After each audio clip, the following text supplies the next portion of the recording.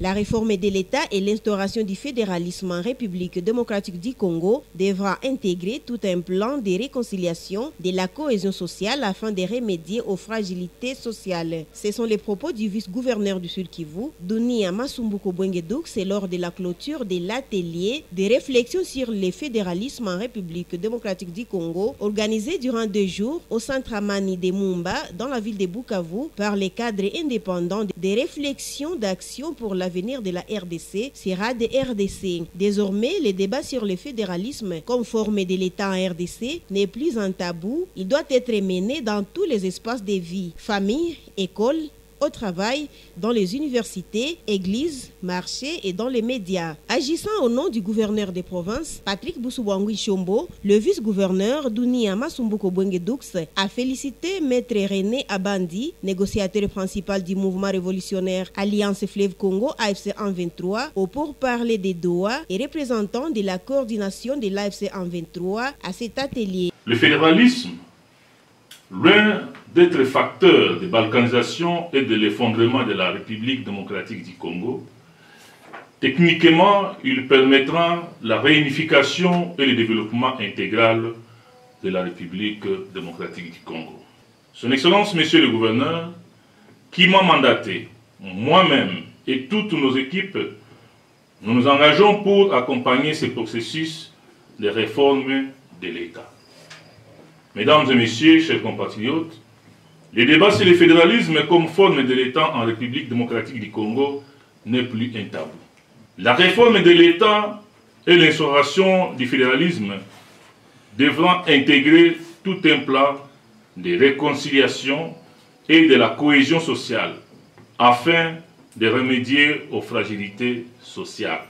Les participants et les organisateurs ont considéré Maître René Abandi comme la voie privilégiée par la haute hiérarchie de l'AFC 123 pour la matérialisation des résultats de ces travaux explorés à travers 6 panels, notamment les fondements théoriques du fédéralisme, ses implications politiques pour la RDC et les perspectives d'une gouvernance territoriale plus équitable, inclusive et adaptée aux réalités locales. Durant ces 2 jours, les échanges ont permis de clarifier les distinctions entre le fédéralisme, le régionalisme et la décentralisation, tout en mettant en lumière les enjeux spécifiques d'un fédéralisme congolais qui reposerait sur un processus d'amélioration des gestions actuelles du pays. Parce qu'il s'agit d'un pouvoir constituant qu'on va faire ici. Il s'agit d'une question qui relève du changement de la Constitution. Et ce n'est pas la seule, mais en tout cas, en ce qui concerne le fédéralisme, c'est la forme d'État, c'est une question importante. Donc je vais conclure en disant, comment allons-nous combiner les intérêts du pouvoir central qui nous a dominés, mais ne peut plus nous dominer, parce que nous disons non, à la périphérie qui ne peut pas faire la sécession parce que nous tenons encore, comme l'a dit quelqu'un,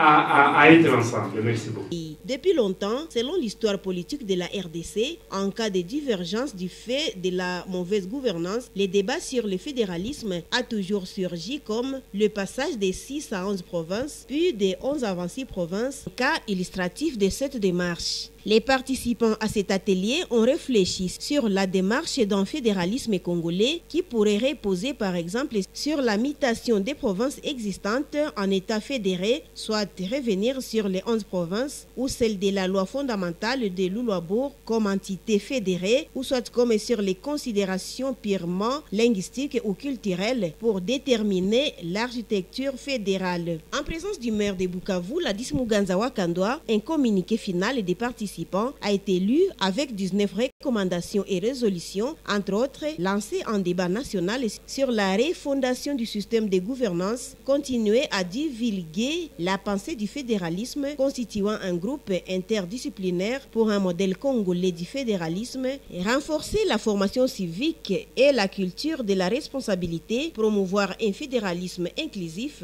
et garant de l'unité nationale, mais aussi multiplier des débats et des explications sur la nécessité de l'urgence de la mise en application du fédéralisme comme option adéquate pour la République démocratique du Congo.